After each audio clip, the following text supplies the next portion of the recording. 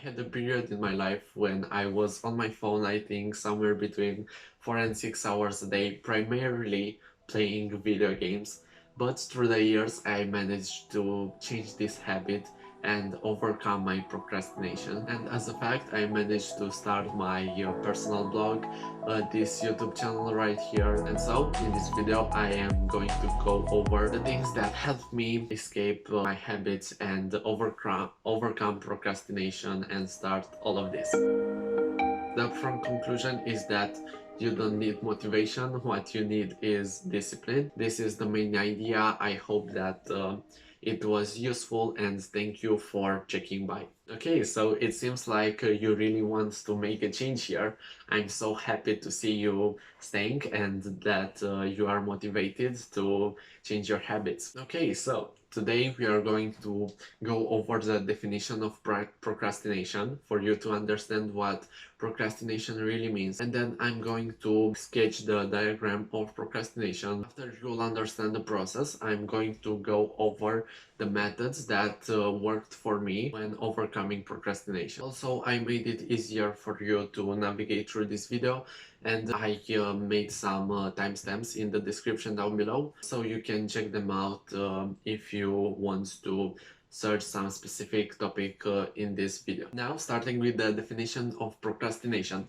What procrastination really means is procrastination is that force that's holding us back from starting. So if we just get going, if we get started on the things that we want to do, the rest is completely easier. The first principle of the mechanics, which was stated by Newton, says that if an object is moving, it requires an external force for it to change its state. So if you already got going, there's a little chance that you will stop.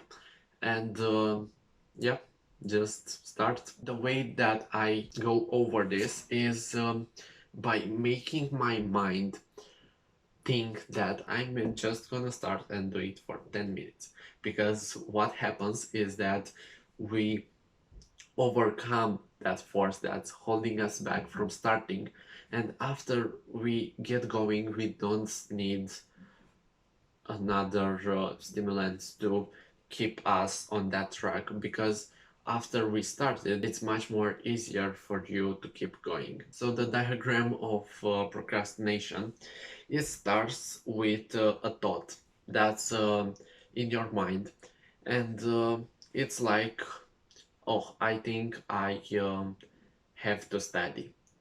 And then on the other side of the spectrum, you have the actual action, which is you studying. But in the middle, you have this thing that's called a feeling, which is I feel like studying. And this is the part that's holding us back from doing anything, the part from which the procrastination results. Because whenever we want to do something, we progress through this diagram in this specific order. First, there is this thought that I should study. Then there's the feeling I feel like studying, and so I am studying. But most of the times we'll see that we don't have that feeling of actually starting the task that we have to do. And so we have to find our ways around this and really eliminate this thing, that feeling that you need to actually start doing something. And the way that you go over it is with discipline. We all think that you need some kind of motivation for a long-term goal, or I don't know, you're studying to get into medicine or to get higher grades or to just become a greater person as a whole. And that's when we think that, oh, we need motivation. But no, this is not the case. Think about an adult. We as adults, we don't say, I say that with no experience, but I look at my mom and my parents, and they can't say that I feel like going to work and so I will go to work. No, there is no I feel like working, because they are professionals. They have this job that they have to do to get money to raise us and to get the food, the clothes, and pay all the bills for the house. There is a really nice article with this exact name. We don't need motivation, what we need is discipline, that I'm gonna be putting in the description down below for you to check it out. But this is the main idea, that motivation is just a myth. If we really want to do something, what we need is discipline, to skip the feeling part and to go directly into the action, from thoughts to action without any feeling. What we want here is to make the process fun, because when you truly enjoy something that you're doing, you don't need any kind of motivation for that. What you do is enjoyable, and you find it relaxing and inspiring, and I don't know, you just love the thing that you are doing. So the way I did this is by making it a game. For example, if I had to study. Every time I finished studying a chapter or a major topic of one subject, I would go and open up a test book and make a test. And after the test, I would correct my answers, and then I put myself a grade. And all of those grades I am holding in a datasheet, which contains all my test results over the year. And I think about this page more like a progression game, and every time I score something that's higher than the grade that I managed to get before, I get this short moment of dopamine, but that moment of happiness really encourages me to start doing this more often and start studying more often. Two things here that I found holding me back from starting are this.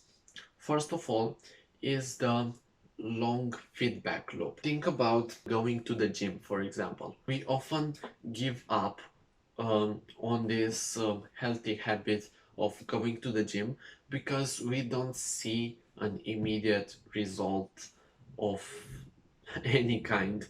We don't see any muscle gains, we don't feel any healthier, and this concept is what really keeps us from starting and from continuing a habit, because we don't see immediate results. That's how our brain works. It wants to see something changing immediately and changing in a good way. And how I did this is by asking for feedback from my parents, my friends, and the people that care for me. With them giving me their opinion about what I do, uh, helps me by seeing that, the thing that I do is really getting into shape, and I really start to improve and to evolve, and yeah, that's shortening the feedback loop. The second thing that holds me back from starting is by not having a clear image of the task in my mind. And this is a barrier in me starting, because when I don't know exactly what I have to do regarding this task, I find that I spend a lot of time just wandering around on my computer without knowing exactly what I have to do. If you have a clear task in your mind, It's really helpful because now you know what you have to do step by step, and it's much easier for you to get started because you now know what you have to do exactly. For example, you if you just say that I want to make a video till Friday. This is so vague and unprecise, and you don't even know where to start. Should I write my script? Did I already write my script? Is it ready? Do I have to film this video? Do I have to edit it? In what stage am I with this thing that I want to do till Friday? And so how I resolve this problem is by make it clear in my tasks what I have to do for each day. I write that I have to sketch my script tomorrow, or I have to film this video based on the script that I already made till tomorrow. Or if I have to study something, I say that reread the chapters 1 to 10 and then do a test on it. Now, if you've reached the end, I am so proud of you guys, and I really mean it. You can check out the video where I go over the reasons why I wake up at 5 a.m. as a high school student every day, which you can check out right here. With that being said, thank you for watching. I wish you a powerful and disciplined mind and a productive weekend, and see you on the next time.